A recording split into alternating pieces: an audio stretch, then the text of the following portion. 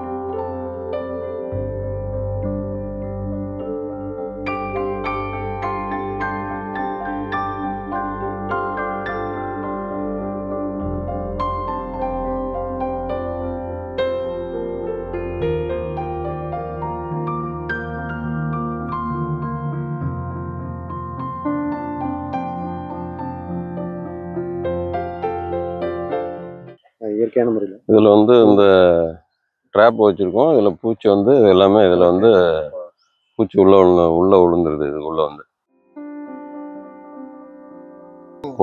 புடலை பாதிக்காததுக்கு அந்த இது வச்சுருக்கோம். இந்த ஆட்டு எருவு ஏற்கனவே வாங்கி வச்சுருக்கோம். எருவு எப்பயுமே கொஞ்சம் பழசாகணும், அதுக்கு தான் கொட்டி வாங்கி வச்சுருக்கு. அடுத்து இது வந்து இந்த வயலில் கொடுக்க போகிறோம்.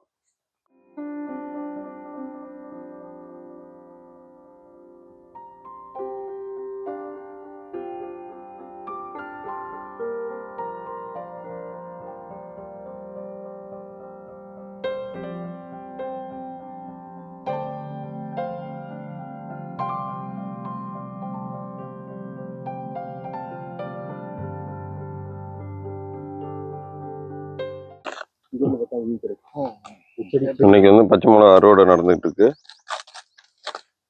செடியிலையும் ஓரளவுக்கு நல்லா காய் இருக்கு.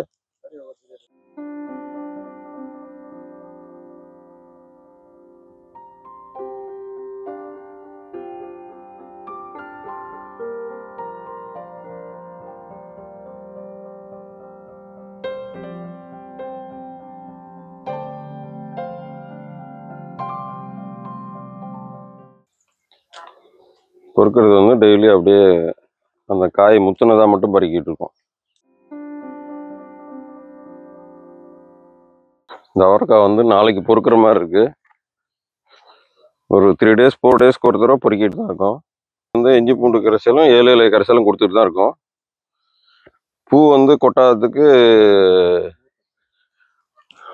மோர் கரைசல் கொடுத்துட்ருக்கோம். நம்ம பூ வந்து கொட்டாத இருக்கணுங்கிறதுக்கோசரம் கொடுத்துட்டு தான் இருக்கோம். இந்த ஓரம் எல்லாமே பரங்கி செடி எல்லாமே காய் இருந்துட்டு தான் இருக்குது. தேவைக்கு பறிச்சுட்டு தான் இருக்கும். இந்த ஓரத்தில் எல்லாமே அவுத்திக்கீரை வச்சுருக்கோம். அவுத்திக்கீரை நல்லாவே வந்திருக்கு. மாடு வளர்க்குற மாட்டுக்கு தீனியாகவும் ஆகிடும். அதே டைம் வந்து பூச்சி வந்து தடுக்கிறதுக்குள்ள ஒரு இதாகவும் ஆகிடும்.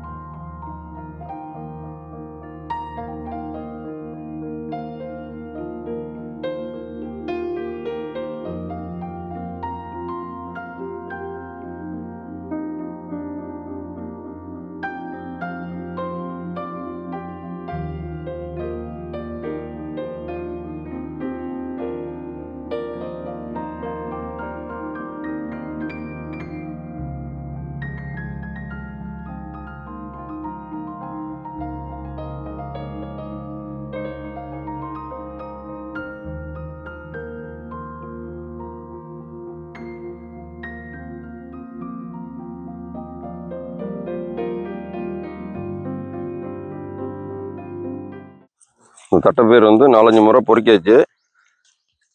மறுபடியும் விளைஞ்சது நிறைய இருக்கு. இதையும் அறுவடை பண்ணலாம்.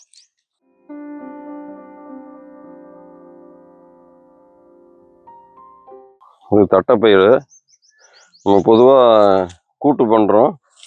அந்த கூட்டோட தட்டைப்பயிரை போட்டோம்னா சாப்பிட்றதுக்கு நல்லா டேஸ்ட்டாக இருக்கும். தனியாகவும் சமைச்சு சாப்பிடலாம்.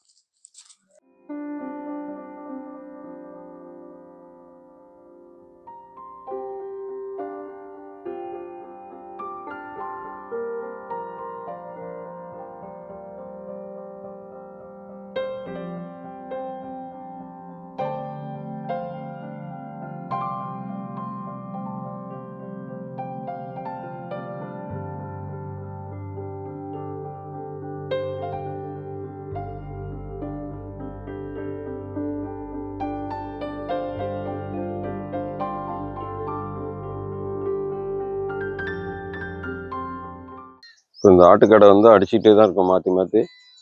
இந்த ஒரு வயலில் 3/4 பங்கு தான் அடிச்சிருக்கு. கிட்டத்தட்ட இது 10 நாளாக அடிச்சிருக்கு. இதில் பயிர் பண்ணும்போது நல்லா பயிர் வந்து நல்லா வரும். ஆட்டுக்கடை அடித்து பண்ணோம்னா அதில் பயிர் நல்லா சூப்பராக வரும்.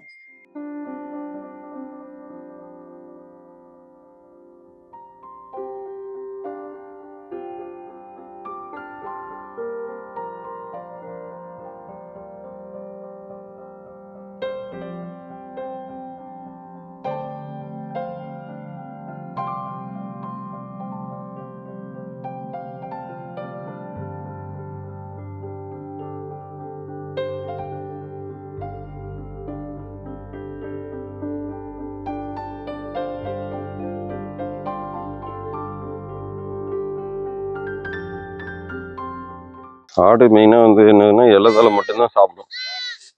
இலை தலை சாப்பிடும்போது அந்த ஆட்டோட எரு வந்து நல்ல சத்தாக இருக்கும். மாட்டு எருவோட ஆட்டு எரு வந்து நல்லா சத்தாக இருக்கும்.